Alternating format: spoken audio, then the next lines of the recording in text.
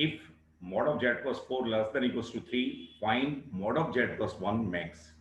Okay, तो ध्यान से समझिए, अगर मैं इसे ज्योमेट्री से अटेम्प्ट करूं तो मुझे ये मालूम होना चाहिए कि ये क्या रिप्रेजेंट कर रहा है। mod of z plus 4 equals to less than equals to 3, it means ये क्या रिप्रेजेंट करेगा, एक सर्किल जिसका सेंटर -4,0 है एंड जिसकी रेडियस 3 है, उसकी सरकमफ्रेंस या उस सर्किल के अंदर के सभी पॉइंट्स को ये रिप्रेजेंट करेगा। और अगर मैं इसको लोकेट करना चाहूं तो ऐसे मैं कर सकता हूं। ध्यान से समझिए, ये मेरे पास 0 0 है एंड ये -4,0 है एंड ये रेडियस 3 है। तो ये मेरे को ये क्या रिप्रेजेंट कर रहा है, ये इंपॉर्टेंट है। एंड ये इमेजिनरी एक्सिस है एंड ये रियल एक्सिस है। Okay, mod of z plus 1 max हो तो ये क्या देता है, it gives the distance of z from -1। तो -1 कहां होगा, अगर इसका सेंटर देखो, विजुलाइज करने की प्रॉब्लम है।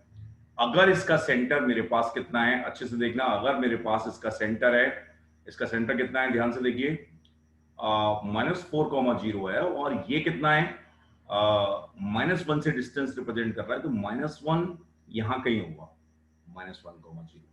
ओके, और जेड है वो क्या है, इस सर्किल या इसकी सरकमफ्रेंस पर जो पॉइंट्स हैं, इसके अंदर पॉइंट्स हैं, वो सभी फेवरेबल है। तो ध्यान से देखिए कि इसको अगर मैं डायरेक्टली करना चाहूं, काफी आसान सी बात है कि इसकी मैक्सिमम वैल्यू कब आएगी, इसकी मैक्सिमम वैल्यू कब आएगी, मिनिमम वैल्यू तो 0 होगी यहीं पे, और ये इससे ज्यादा इससे ज्यादा इससे ज्यादा, इस सेंटर से मैक्सिमम वैल्यू इसकी ये आ जाएगी, सबसे बड़ी डिस्टेंस ये होगी। और अगर मैं इस डिस्टेंस की बात करता हूं तो ये कितना आ जाएगा, 3 3, ये 6 आ जाएगा।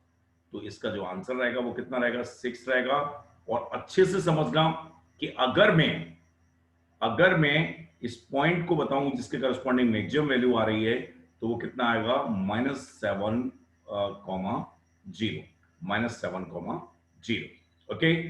तो इस प्रॉब्लम को करने के लिए मुझे ये मालूम होना चाहिए कि like mod of z minus z0 equals to r, ये क्या देता है, ये सर्किल देता है with centre z0 and radius r, and mod of z2 minus z1 क्या देता है, distance of z2 from z1।